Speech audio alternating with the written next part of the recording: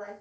Once again, we come together to get more information about environment studies after long period of holidays. Now we will turn our next lesson, the environment and us. Before starting our lesson, first of all, can you tell if the forests are totally cut down from the earth? What happened when we cut the forest? Give answer. Will water and food sources for living things grow and dwindle? Why? काय आहे? जर समजा पाणी आणि अन्न, जर सजीवांसाठी लागणारं जे पाणी आणि अन्न आहे ते जास्तीचं झालं किंवा कमी झालं तर काय होईल? हा प्रश्न कशाच्या बाबतीत रिलेटेड आहे? तर आपण जर झाडे कट केली तर किंवा कापली तर किंवा जंगलच नाहीशी केली तर त्याचा परिणाम काय होईल? त्यांना सगळ्यांना माहिती की जंगलामध्ये प्राणी राहतात, वेगवेगळ्या प्रकारचे वनस्पती असतात आणि त्यामध्ये तुम्हाला काय बघायला मिळतं? जर आपण वनस्पती कट केलं, जंगलं तोडली तर काय होईल? The water and the food sources for living things totally dwindle. म्हणजे त्यामधून वनस्पती आणि नष्ट झाल्या तर जे काही प्राण्यांना लागणारं अन्न आहे ते सुद्धा काय होऊन जाईल? संपुष्टात येऊन जाईल किंवा नाहीसं होईल. का? Y? Because Wien the man cut the forest in large scale. जर मोठ्या प्रमाणात मानवाने काय केलं तर जे काही जंगलतोड केली तर त्याचा परिणाम यावरती होऊ शकतो. Then second, will the living things look for the shelters elsewhere or stay on and why? आता आणखीन एक प्रश्न आहे, तो म्हणजे की जंगलतोड केल्यानंतर जंगलामध्ये जे राहणारे प्राणी आहेत, वाईल्ड ॲनिमल्स आहेत किंवा जंगली प्राणी आहेत, ते तिथंच राहतील का जंगलतोड केल्यास? तर ती जंगलतोड केल्यास तिथं राहणार नाहीत, हे तुम्हालाही माहिती आहे. राहत नाहीत. मग काय करतील? They look for shelters elsewhere. बऱ्याचदा आपण घटना बघितलेल्या आहेत, आपण न्यूजमध्ये बघतो किंवा पेपरमध्ये वाचतो की काय झालेलं आहे, तर बिबट्यानी या गावामध्ये शिरकाव करून प्राण्यांवरती हल्ला केला, मानवांवरती हल्ला केला. हे आपण अशा गोष्टी बघत असतो. म्हणजेच काय, तर त्यांचं राहतं जे ठिकाण आहे ते राहणार नाही. त्याला कारण काय आहे? What is the reason? Y? Why? The answer of this why is the reason. And what is the reason? Reason, when we man cut the trees in large quantity or cut the forest, at that time the wild animals move from their original place. आणि त्यांच्या ज्या राहत्या ठिकाणापासून आहेत ते दूर जातील. Then third, will the space occupied by the plants and animals increase or decrease? जे काही जंगलामध्ये वनस्पतींनी आणि प्राण्यांनी व्यापलेली जागा आहे किंवा त्यांचं अस्तित्व आहे ते अस्तित्व वाढेल की कमी होईल? डिक्रीज म्हणजे कमी होणे आणि इन्क्रीज म्हणजे वाढणे. काय होईल? तर जेव्हा आपण फॉरेस्ट टोटली कट करू त्यावेळेस मात्र काय होईल, तर त्या ठिकाणाहून त्यांचं अस्तित्व नाहीसं होईल. म्हणजे the space occupied by the plants and animals totally decreases. And the reason of this question also, the cutting of forest. Then will the number of living things increases or decreases? जे काही सजीव आहेत त्या जंगलामध्ये असलेली किंवा इतर जंगलामध्ये असलेली तर त्यांची सुद्धा संख्या कशी होईल? कमी होईल. Means the number of living things decreases and due to the cutting of forest. Okay, सगळ्यांना समजतंय? What will happen in the what will happen when we cut the forest in large scale? Then from this we only understand the different kinds of effects that seen on the living organisms which are lived in the forest as well as on the human beings which are live in villages, towns, etc. इतकंच नाही तर आपल्याला त्याचा जंगलतोडीचा परिणामच आपल्याला प्राण्यांवरती, पक्ष्यांवरती तर बघायलाच मिळतो, त्याचबरोबर आपल्याला मानवावरती सुद्धा त्याचा परिणाम बघायला मिळतो.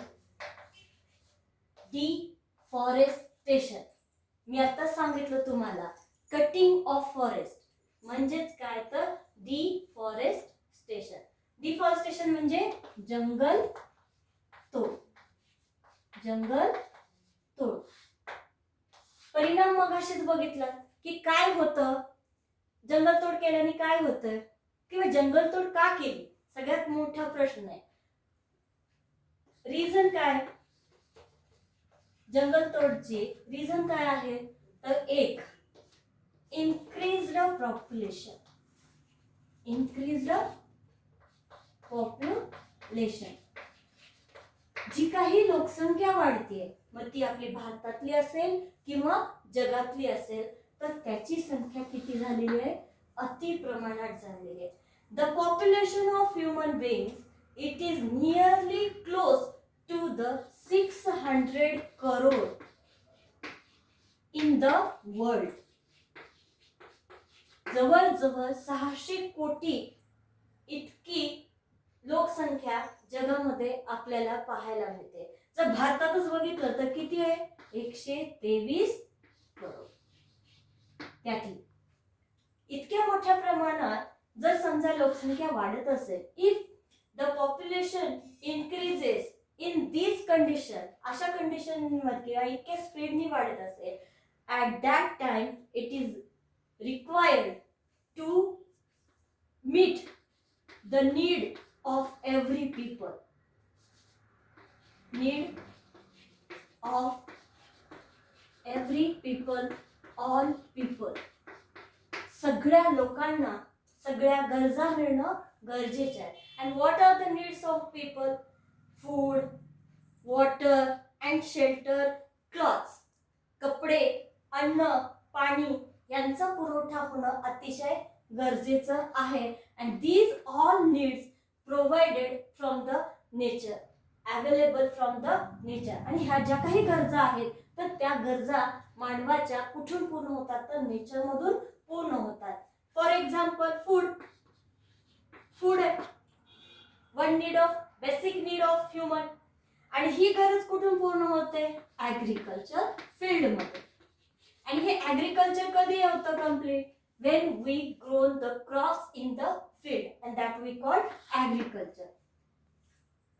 वनस्पतीची लागवड केल्याने किंवा पिकांची लागवड केल्यानंतरच आपली जी काही अन्नाची गरज आहे तर ती पूर्ण होते. मग ते फळं असतील, गहू, ज्वारी, बाजरी असं काही असेल तर हे सगळं आपल्याला शेतामधून मिळतं. And for that necessary the large scale place, open place, जी काही मोकळी जागा आहे ती मोकळी जागा मिळणं गरजेचं आहे, कारण शेती ही मोकळ्या जागेशिवाय करता येत नाही. And for this purpose man cut the trees to get the large scale land for the agriculture.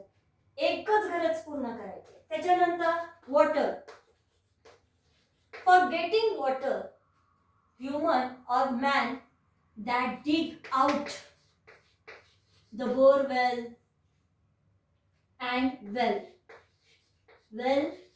and borewell. विहिरी खोदतोय किंवा आपल्या प्रत्येकाच्या घरामध्ये बोर आहेत आणि त्या वाटे आपण पाण्याचा उपसा जास्ती प्रमाणात करतोय आणि त्यामुळं जमिनीखालचं जे काही पाणी आहे, ground water level also decreases day by day. आणि ही पाण्याची गरज भागवण्यासाठी पर्याय शोधून काढला मानवाने, तो म्हणजे की विहीर खोदा किंवा बोरवेल घ्या, हापसे घ्या, काही असेल तर त्याच्यात वाटे आपण काय करू शकतो, पाण्याचा पुरवठा मानवांना करू शकतो किंवा लोकांना करू शकतो. आणि त्यासाठी इतकंच नाही, then clothes. It is also one need of human being. आणि ही सुद्धा मानवाची गरज आहे आणि ती सुद्धा कंप्लीट करण्यासाठी काय करावं लागतंय तर शेतीमध्ये कापसाची लागवड करा किंवा वेगवेगळ्या तंत्रज्ञानाच्या मदतीने आर्टिफिशियल थ्रेड्स तयार करून त्याच्या पद्धतीने कपडे तयार करा. हे तुम्ही मागेच पाहिलेलं आहे. तर त्या थ्रू सुद्धा ती गरज पूर्ण करण्याचा प्रयत्न केला जातोय. इतकंच नाही तर शेल्टर म्हणजे राहता निवारा किंवा राहण्याची जागा आपण म्हणतो. That also completed by getting more space. आणि त्यासाठी सुद्धा काय केलं जातं मोठ्या प्रमाणामध्ये मोकळी जागा घेऊन ती सुद्धा गरज पूर्ण करण्याचा प्रयत्न सध्या ह्युमन करत आहे. काय करतोय man is developing new technology to meet the needs of all people. For these purposes, he using more and more land and water resources. Land, agriculture, राहण्यासाठी जागा ह्यासाठी जास्ती प्रमाणामध्ये जी काही जमीन आहे ती मिळवण्याचा प्रयत्न करतोय. वॉटर सोर्सेस आहेत तर त्याचाही वापर, मोठे मोठ्या नद्या आहेत तर त्यांच्यामध्ये डॅम घालणं, धरण घालणं, तर त्या वाटे सुद्धा काय केलं जातं पाणी मिळवण्याचा प्रयत्न हा केला जातोय. इतकंच नाही man uses large scale land for agriculture, housing. Man using the large scale land मातीचा काय केलं जाते जमिनीचा वापर केला जातोय. कशासाठी केला जातो तर man uses large scale land for agriculture, housing, industries, then making roads and making railways. Railway lines वगैरे तयार करण्यासाठी सुद्धा काय केलं जातो मोठमोठे डोंगरे जे काय डोंगर आहेत तर ते सुद्धा पोखरून काढले जातात आणि अशा पद्धतीने जमीन मिळवली जात आहे. So he cut down the forest to make this place for them for that purpose. आणि त्या गोष्टीसाठी अशा पद्धतीने मग ते मोकळी जागा मिळवण्यासाठी ॲग्रिकल्चर असेल, हाऊसिंगसाठी असेल, बिल्डिंगसाठी असेल, रोड्स असेल, त्यासाठी असेल, तर ह्या सगळ्यांसाठी जी काही जमीन लागते तर ती जमीन मिळवण्यासाठी तो मोठ्या प्रमाणात काय करतोय आलेल्या जागेतली झाडं कट करतोय. इतकंच नाही द मर्शी एरिया, दलदलीची जागा आपण म्हणतो, त्याच्यानंतर लो लाईन एरिया, जी काही दलदलीचा भाग आहे ज्या ठिकाणी चिखल मोठ्या प्रमाणात असतो, पाणी नसतं, ती जागा. आणि इतकंच नाही तर उताराची जागा low lying area, marshy or low lying area that also fulfill to reclaim the land, to reclaim the land, to reclaim the land.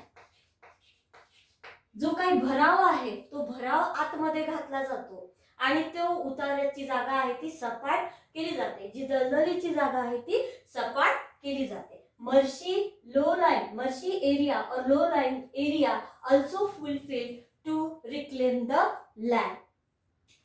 If we cut down the forest, then biodiversity is also depleted.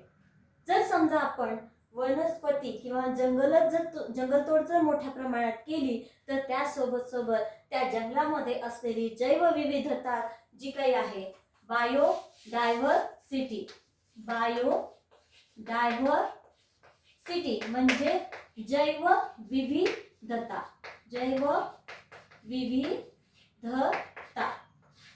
जी काही वेगवेगळेपणा आहे वनस्पतीमधला असेल, प्राण्यांमधला असेल, पक्ष्यांमधला असेल, कीटकांमधला असेल, तर ही जी काही विविधता आहे सजीवांमधली जिला आपण बायोडायव्हर्सिटी म्हणतो तर ती सुद्धा काय होते डिप्लीट होते, म्हणजेच काय तर नाहीशी होते. Because there are different animals, plants, birds live in the forest. आणि हे जे काही जंगलामध्ये राहतात तर त्यांची संख्या कमी होते किंवा त्यांची जी काही जात आहे ती नाहीशी होते. They fulfil their needs. These animals, plants or birds, they fulfill their needs from the forest, and if man cut the forest in large quantity at that time, that affects on the life of biodiversity. animals and other living things like birds and insects.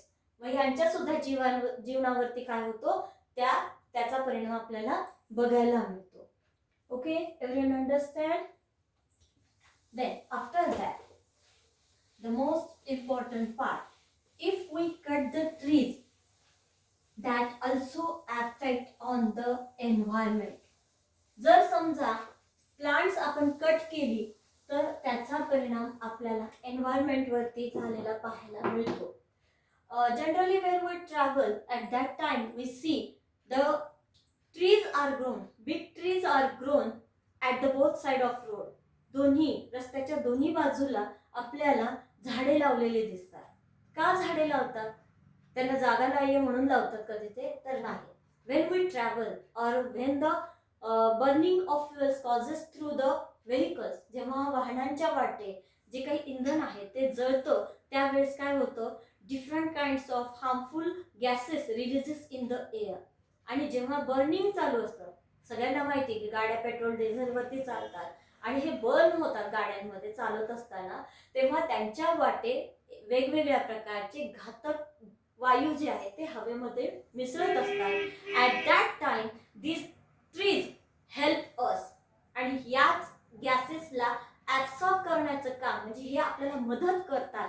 आणि मदत करत असताना ते कशा पद्धतीने मदत करतात, तर जे काही हार्मफुल गॅसेस आहेत तर दे ॲब्सॉर्ब फ्रॉम द एअर, आणि हवेतून ती घातक हार्मफुल गॅसेस ॲब्सॉर्ब करण्याचं, शोषून घेण्याचं काम करतात. Before that, the most important part, that is the pollution. There are several kinds of pollution. Pollution, प्रदूषण किंवा पोल्युशन म्हणजे काय? जेव्हा कोणत्याही स्त्रोतामध्ये पाहिजे त्या प्रमाणापेक्षा जास्त एखादा घटक जर वाढला तर त्याचा वाईट परिणाम पाहायला मिळतो, तेव्हा आपण त्याला पोल्युशन असं म्हणतो किंवा त्याला प्रदूषण असं म्हणतो. हे काय आहे नेमकं? तर आपल्याला जवळजवळ काही प्रकार यामध्ये पाहायला मिळतात. There are several kinds of pollution. याची जी काही आहे तर प्रकार आपल्याला बघायला मिळतात. तर कोणकोणते प्रकार आहेत जे की तुम्हालाही माहिती आहे? जेव्हा पाणी खराब लागतं किंवा पाणी खराब दिसतं तेव्हा त्याला आपण म्हणतो वॉटर पोल्युशन. जर नद्या वगैरे बघितलं तर त्याच्यामध्ये आपल्याला वेगवेगळ्या प्रकारचा पाण्याचा रंग बदलला दिसतो किंवा पाण्याची चव आपल्याला वेगळी येते, पाण्याला स्मेल येतो.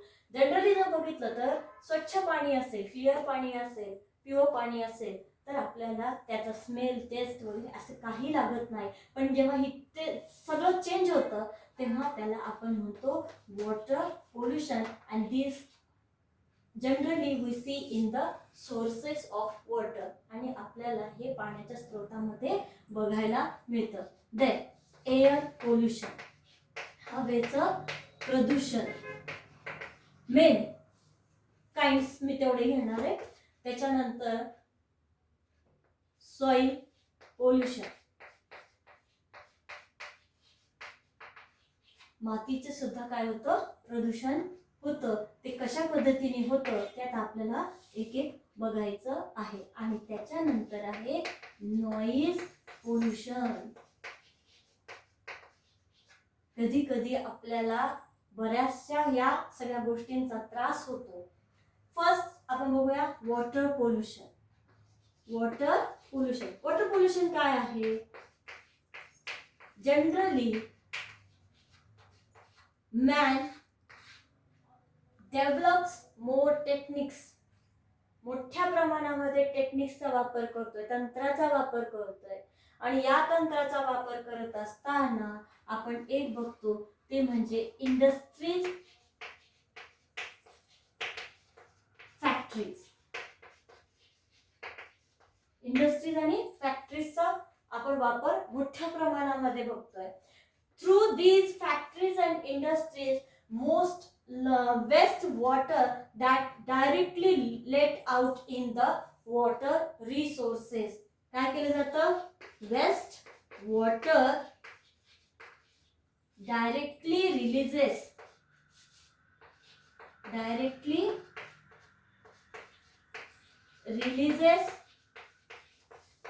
in the water sources. Water sources, which are the water sources? River, ponds,